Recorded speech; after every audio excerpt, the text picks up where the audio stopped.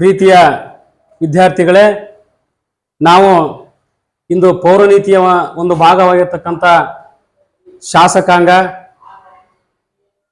ಕಾರ್ಯಾಂಗ ಮತ್ತು ನ್ಯಾಯಾಂಗಗಳ ಬಗ್ಗೆ ನಾವು ಅಧ್ಯಯನ ಮಾಡ್ತಾ ಇದ್ದೀವಿ. ಈಗ ಇದರಲ್ಲಿ ಶಾಸಕಾಂಗ ಅನ್ನುವಂಥ ಒಂದು ಭಾಗದ ಬಗ್ಗೆ ನಾವು ಅಧ್ಯಯನವನ್ನು ಮಾಡ್ತಾ ಇದ್ದೀವಿ. ಈ ಶಾಸಕಾಂಗದಲ್ಲಿ ಶಾಸಕಾಂಗ ಮತ್ತು ಅದರ ಅರ್ಥ, ಶಾಸಕಾಂಗದ ಪ್ರಾಮುಖ್ಯತೆ, ಅದೇ ತೆರನಾಗಿ ಶಾಸಕಾಂಗದ ರಚನೆ, ಶಾಸಕಾಂಗದ ವಿಧಗಳು, ಆಮೇಲೆ ಏಕಸದನ ಶಾಸಕಾಂಗ, ದ್ವಿಸದನ ಶಾಸಕಾಂಗ ಹಾಗೂ ಶಾಸಕಾಂಗದ ಅಧಿಕಾರ ಕಾರ್ಯಗಳು, ಇವುಗಳ ಕುರಿತು ನಮ್ಮ ಶಾಲಾ ವಿದ್ಯಾರ್ಥಿಗಳು ಸಂಕ್ಷಿಪ್ತವಾಗಿರ್ತಕ್ಕಂಥ ಮಾಹಿತಿಯನ್ನು ನೀಡ್ತಾ ಇದ್ದಾರೆ. ಕೇಳಿ. ಶಾಸಕಾಂಗವು ರಾಜ್ಯದ ಇಚ್ಛೆಯನ್ನು ರೂಪಿಸುವ ಮತ್ತು ವ್ಯಕ್ತಪಡಿಸುವ ಸರ್ಕಾರದ ಮೊದಲನೆಯ ಅಂಗವಾಗಿದೆ. ಇದು ಕಾರ್ಯಾಂಗ ಮತ್ತು ನ್ಯಾಯಾಂಗದ ಕಾರ್ಯನಿರ್ವಹಣೆಗೂ ಆಧಾರವಾಗಿದೆ. ಆದುದರಿಂದ ಶಾಸಕಾಂಗವನ್ನು ಸಾರ್ವಜನಿಕ ಅಭಿಪ್ರಾಯದ ಬಾರೋಮೀಟರ್ ಎಂದು ಕರೆಯಲಾಗಿದೆ. ಶಾಸಕಾಂಗದ ಅರ್ಥ. ಶಾಸಕಾಂಗ ಅಥವಾ ಪಾರ್ಲಿಮೆಂಟ್ ಎಂಬ ಪದವು ಫ್ರೆಂಚ್ ಭಾಷೆಯ ಪಾರ್ಲರ್ ಅಥವಾ ಲ್ಯಾಟಿನ್ ಭಾಷೆಯ ಪಾರ್ಲಿಮೆಂಟಮ್ ಎಂಬ ಭಾಷೆಗಳಿಂದ ಬಂದಿದೆ. ಒಂದು ದೇಶದ ಪ್ರಜಾಪ್ರತಿನಿಧಿಗಳನ್ನು ಒಂದೆಡೆ ಸೇರಿಸಿ ಜನರ ಅಭಿಪ್ರಾಯವನ್ನು ತಿಳಿಸುವ ಒಂದು ವೇದಿಕೆಯಾಗಿರುವುದರಿಂದ ಇದನ್ನು ಸಾರ್ವಜನಿಕ ಅಭಿಪ್ರಾಯದ ಕನ್ನಡಿ ಎಂದಲೂ ಕರೆಯಲಾಗಿದೆ. ಇಷ್ಟು ನನ್ನ ಶಾಸಕಾಂಗ ಮತ್ತು ಅದರ ಅರ್ಥಗಳ ಬಗ್ಗೆ ಮಾಹಿತಿ. ನಾನು ಶಾಸಕಾಂಗದ ಪ್ರಾಮುಖ್ಯತೆಯ ಬಗ್ಗೆ ಹೇಳುತ್ತೇನೆ. ಶಾಸಕಾಂಗ ಸರ್ಕಾರದ 3 ಅಂಗಗಳಲ್ಲಿ ಶಾಸಕಾಂಗವು ಮೊದಲನೇ ಅಂಗ. ಜನಪ್ರತಿನಿಧಿಗಳನ್ನು ಹೊಂದಿರುವ ಶಾಸಕಾಂಗವು ರಾಷ್ಟ್ರದ ಸಾರ್ವಭೌಮತ್ವದ ಸಂಕೇತವಾಗಿದೆ. ಶಾಸಕಾಂಗವು ತನ್ನ ಕಾನೂನುಗಳ ಮೂಲಕ ಪ್ರಜೆಗಳ ಇಚ್ಛೆಯನ್ನು ವ್ಯಕ್ತಪಡಿಸುವ ಪ್ರಭಾವಿ ಮಾಧ್ಯಮವಾಗಿದೆ. ಶಾಸಕಾಂಗದ ಪ್ರಾಮುಖ್ಯತೆಯನ್ನು ಈ ಕೆಳಕಂಡ ಅಂಶಗಳಿಂದ ಅರಿಯಬಹುದು.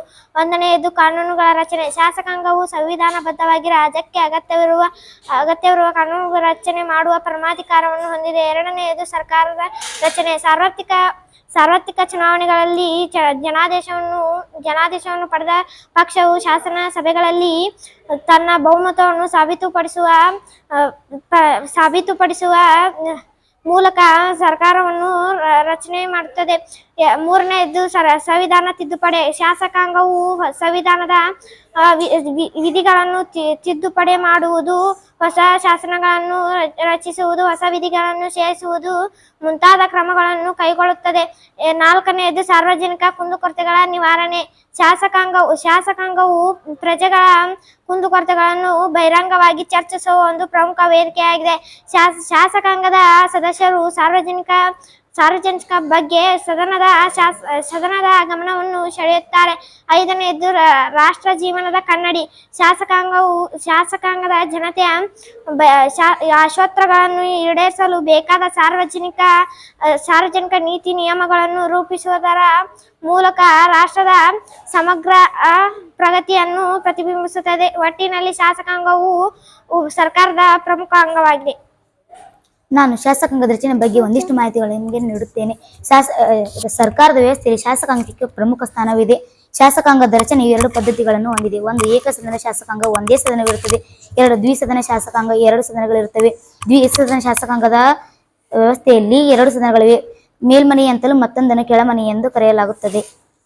ಏಕಸದನ ಶಾಸಕಾಂಗದ ಬಗ್ಗೆ ಶಾಸಕಾಂಗವು 2 ವಿಧಗಳಾಗಿ ವರ್ಗೀಕರಿಸಲಾಗಿದೆ. ಅವುಗಳೆಂದರೆ ಏಕಸದನ ಶಾಸಕಾಂಗ, ದ್ವಿಸದನ ಶಾಸಕಾಂಗ. ಏಕಸದನ ಶಾಸಕಾಂಗದ ಬಗ್ಗೆ ಒಂದೆರಡು ಮಾತುಗಳು ಹೇಳ್ತೇನೆ. ಏಕಸದನ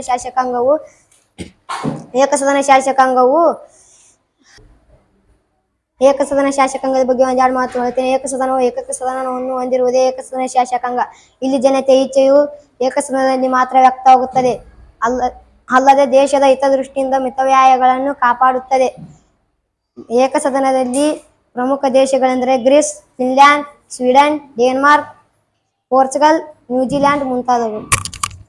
ನಾನು ದ್ವಿಸದನ ಶಾಸಕಾಂಗದ ಬಗ್ಗೆ ಒಂದಿಷ್ಟು ಮಾಹಿತಿಯನ್ನು ಹೇಳುತ್ತೇನೆ. ದ್ವಿಸದನ ಶಾಸಕಾಂಗ 2 ಸದನಗಳನ್ನು ಹೊಂದಿರುವ ಶಾಸಕಾಂಗವೇ ದ್ವಿಸದನ ಶಾಸಕಾಂಗ. ಜನತೆಯ ಸಂಕಲ್ಪವನ್ನು 2 ಸದನಗಳಲ್ಲಿ ಚರ್ಚಿಸಿ ಕಾನೂನು ರೂಪಿಸಲಾಗುತ್ತದೆ. ದ್ವಿಸದನ ಶಾಸಕಾಂಗವು ಐತಿಹಾಸಿಕ ಆಕಸ್ಮಿಕತೆಯಿಂದ ಇಂಗ್ಲೆಂಡ್ನಲ್ಲಿ ಜನ್ಮತಾಯಿತು. ಇಂದು ವಿಶ್ವದ ಬಹುತೇಕ ರಾಷ್ಟ್ರಗಳು ಈ ಪದ್ಧತಿಯನ್ನು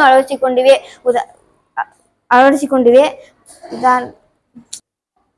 ಅದರ ಕೆಳಮನೆಯನ್ನು ಲೋಕಸಭೆ ಎಂದು, ಮೇಲ್ಮನೆಯನ್ನು ರಾಜ್ಯಸಭೆ ಎಂದು ಕರೆಯಲಾಗಿದೆ. ಅದೇ ರೀತಿ ಇಂಗ್ಲೆಂಡಿನ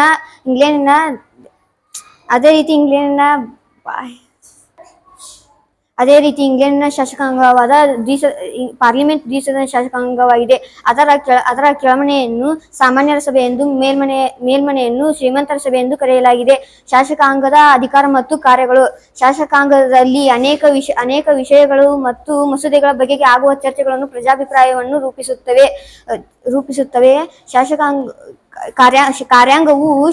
ಕಾರ್ಯಾಂಗವು